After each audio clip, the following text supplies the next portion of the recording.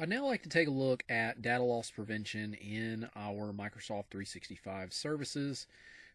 So here we are in portal.microsoft.com. We're going to click Show All, and we're going to go to Compliance, and that's going to bring us into Microsoft Purview.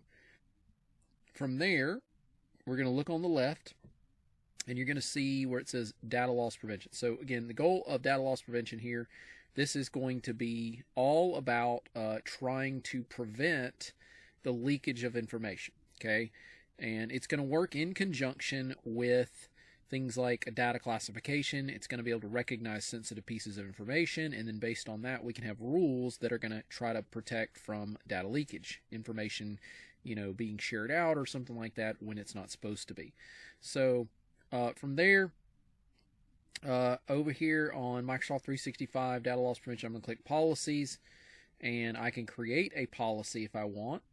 All right, and then from there, the policies can be based on various templates that have already been created based on data classification and all that, like enhanced or some enhanced ones that they've added for regulations and stuff. We have financial, we have medical, privacy, and you can do custom ones based on a custom set of sensitive info types maybe that you want to add here. Okay, I'm going to go with let's go with privacy, and we'll just choose how about this Patriot Act. All right, so U.S. Patriot Act.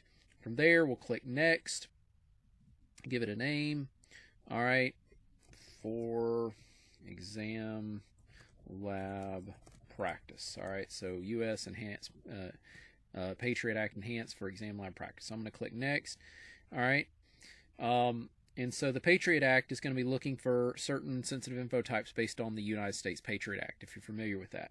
And then here's all the different things that places it can look. So Exchange, email, SharePoint sites, OneDrive, Teams, chat, devices, Defender for cloud apps, on-premise repositories, and you can even do Power BI. So there's all these various places that you could have it analyze if you wanted to have it analyze these different areas. Okay.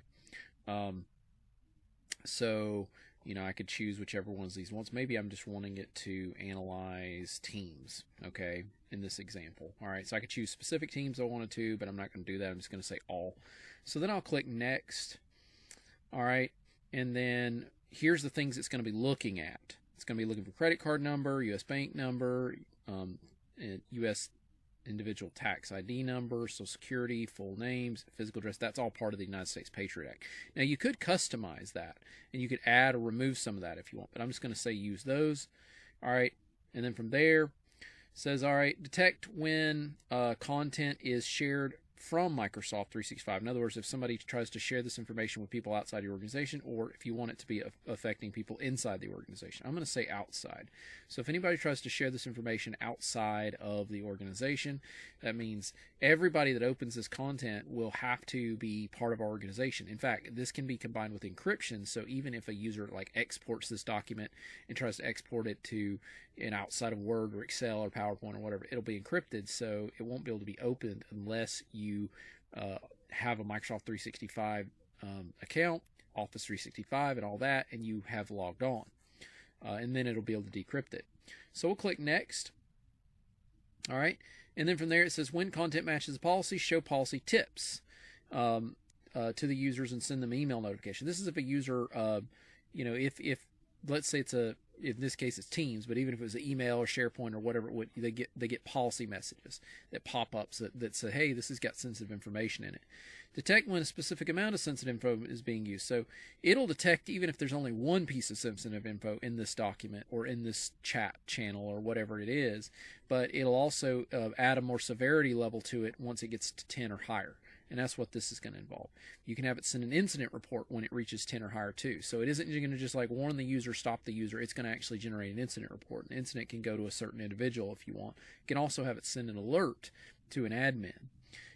You can also tell it to restrict access or encrypt the content if you want for the locations. All right, so that adds that additional encryption level to it.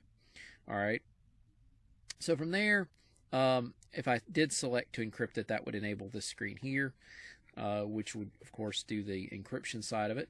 You can also say test it out if you want to test this out first and make sure it works. And in that case, it doesn't actually stop a user from sharing info outside the organization, but it would just let you know that it happened. You can say turn on right away, or you could say keep it off. All right. I'm going to say turn it on right away. We'll click next. We'll click submit.